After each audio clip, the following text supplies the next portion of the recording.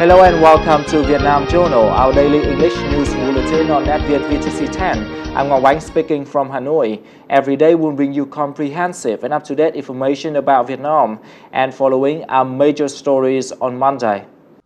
Vietnam posts $3.6 billion agroforestry and fisheries exports in the first 2 months of this year. Ambassador talks about Australian Culture Education Week 2012. And Vietnamese foreign writers hold literature reciting event. Vietnam earned $3.6 billion from agroforestry and seafood exports in the first 2 months of this year. The revenue approximates the figure in the same period of last year. The Ministry of Agriculture and Rural Development noted a remarkable decrease of 13.2% in the export value of agricultural products, with $2 billion as a result of dropping prices in the world market. With the exception of pepper, cashew nuts, and tea, most key agricultural products earned less than in the same period last year. On the contrary, forestry products and wooden furniture brought home $626 million, a rise of 18.7%. Meanwhile, seafood export value was $763 million, up 12.7% against the same period last year. And following is some other economic news in brief. Vietnamese officials recently estimated that $1 billion of foreign direct investment or FDI was disbursed so far this year, down 9% on year. The country licensed 65 new FDI projects from the beginning of the year to February the 20th. Their registered capital total $911 million, down 55% on year. Japan-based Sumitomo Mitsui Banking Corporation and US-based Citibank will provide Vietnam with $270 million of soft lending to finance an expressway project linking Hanoi and Haiphong City. The expressway is claimed to be the first in Vietnam to meet international technical standards. It measures 105.5 kilometers in length and 33 meters in width on average, allowing a maximum speed of 120 kilometers per hour. The low-cost airline AirAsia recently announced its partnership with ACE Insurance Company, or ACE Vietnam, to give an insurance cover for customers embarking from Vietnam. The insurance could reach a maximum protection of $100,000. AirAsia reported the AirAsia Insure travel plans by ACE Vietnam provide value-added benefits to passengers such as 24-hour worldwide emergency assistance, overseas medical expenses, and flight delays, among others. The Australian Education Culture Week 2012, to celebrate the 39th anniversary of diplomatic ties between Vietnam and Australia, came to an end on Sunday. On this occasion, our NetViet VTC 10 reporter had a conversation to His Excellency Mr. Alastair Cox, Australian Ambassador to Vietnam, about the culture and education relations between the two countries. Your Excellencies, thanks very much for joining our talk today. Your Excellency, could you provide some information about the events on Australian Cultural and Education Week in Vietnam in 2012? So this week we have a number of events which are intended to promote Australia, particularly with young Vietnamese people, particularly with music and film, and English language training, English language promotion. We've got an Australian band which is bringing modern world music and Australian Aboriginal music together, called Visions of the Nomad. And we have a well-known new Australian film, Brand New Day, which is an Australian film about Aboriginal life and a musical film. What is the message that Australia wants to send to Vietnamese people during the Australian Cultural and Education Week in Vietnam this year? So I think the image we're trying to convey all the time about Australia today, a modern image of Australia, is an image of an Australia that is engaged with the world. We have many Australian Vietnamese people, more than 300,000 in all Australian Viet Kieu people, and so we have a lot of people from throughout the world, including Vietnam. And I think what we're trying to say to people is that in Australia you have a world-class experience. You have education that is benchmarked with the world's best education system if you're coming for education. For tourism, you have tremendous tourist facilities. So our experience is an experience of the whole world in Australia.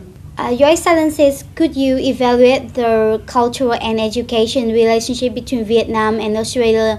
Well, I think the relationship is very strong because of the large number of Vietnamese Australians who live in Australia, and many of them, I think, are come back to Vietnam and promote Australia in Vietnam, and that's one of the reasons we have so many Vietnamese students living and working and studying in Australia, more than 20,000.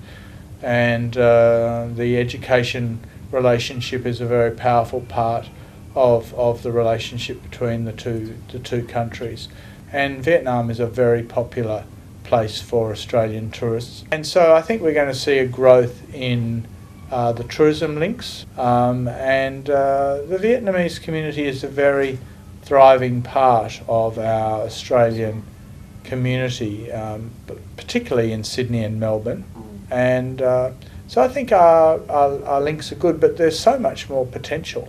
Your Excellencies, could you reveal some information on the events to be held in 2013 on the 40th anniversary of Vietnam and Australia diplomatic ties? Well, the 40th anniversary of our diplomatic relations, as you say, will be in 2013. Yeah. And we are beginning to plan now a program of events. And we hope that we can do a major opening event in Hanoi around the time of February 2013 to celebrate the opening. Oh. And then another series of events in Hanoi, in Ho Chi Minh City, and in Da Nang and Hue event. And we do hope that Vietnam too can run some events in Australia to highlight the Vietnamese culture. So we're hoping for a range of events like that. Thank you very much and hope to see you in the future.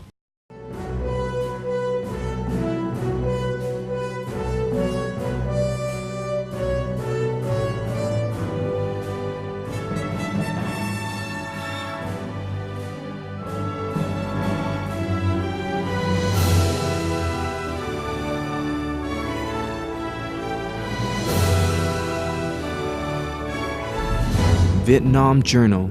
It's not just news, it's life in Vietnam. Welcome back to our news bulletin. Vietnamese and foreign writers organized a literature reciting event for the second time in Hanoi on Sunday. The monthly event, namely Speak Hanoi, was themed Appetite this time. After the first event in November 2011, this time, 7 writers from different backgrounds gathered at Kama ATK bar in Hanoi to read out loud the compositions and translations for the audience. The motivation behind the event is to bring together Hanoi's diverse community of poets, short fiction writers and bloggers, among others. This is a chance for writers in Hanoi to express their love for the art of writing, regardless of their nationalities.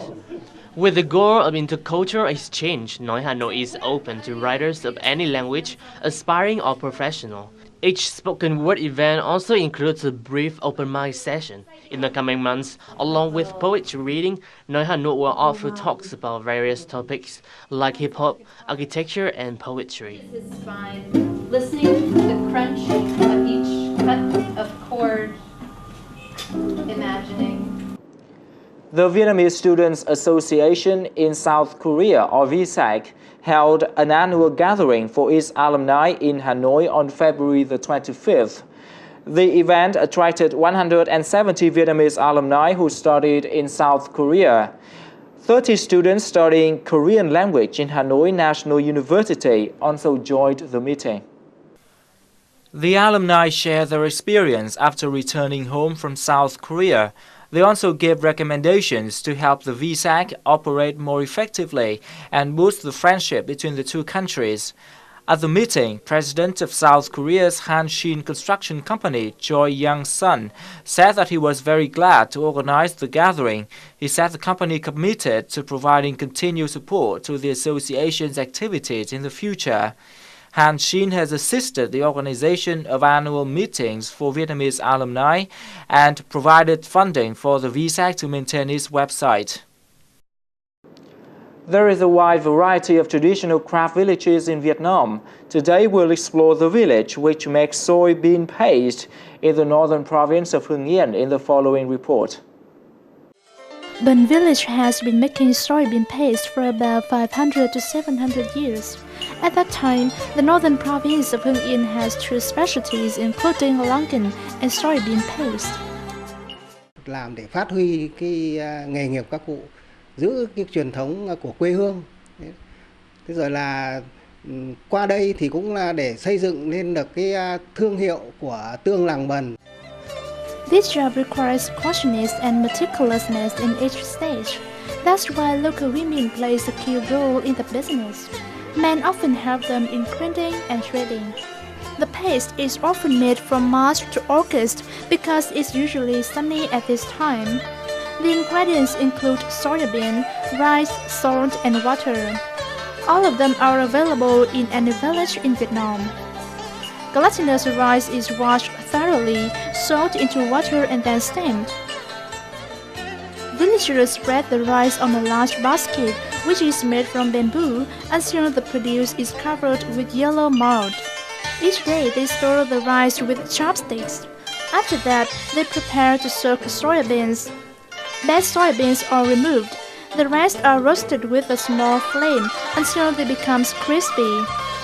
They are put into a jar for about a week with clean water. The soaking time is very important. Soaking too short or too long will affect the quality of soybean paste. Molded rice is sunk into the soybean soaking water. Then they put soybeans and salt to the mixture and stir it. The workers usually store the mixture in the morning and lunch. The mixture needs to be to the sun for at least 2 months or even 2 to 3 years. The longer it is exposed, the tastier it is. After that, the workers pour the paste to some jars or bottles. The way people in Bun village make soybean paste is not different from other villages. However, Bun soybean paste is more famous because its stage is performed thoroughly.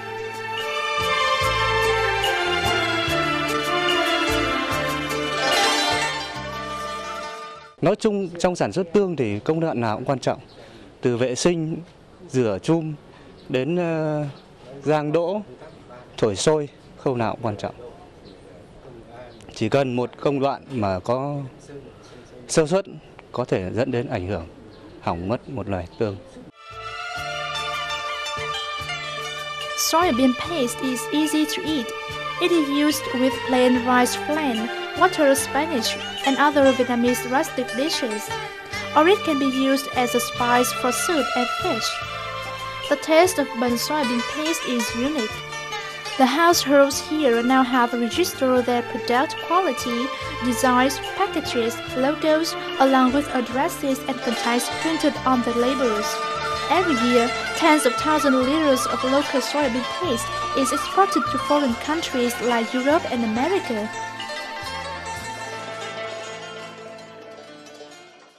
While the story about the traditional Vietnamese soybean paste making village has wrapped up our news bulletin today. For comments and feedbacks, please send us an email to netvietdaily@gmail.com. Thank you so much for watching. We wish you a happy new week and see you again tomorrow.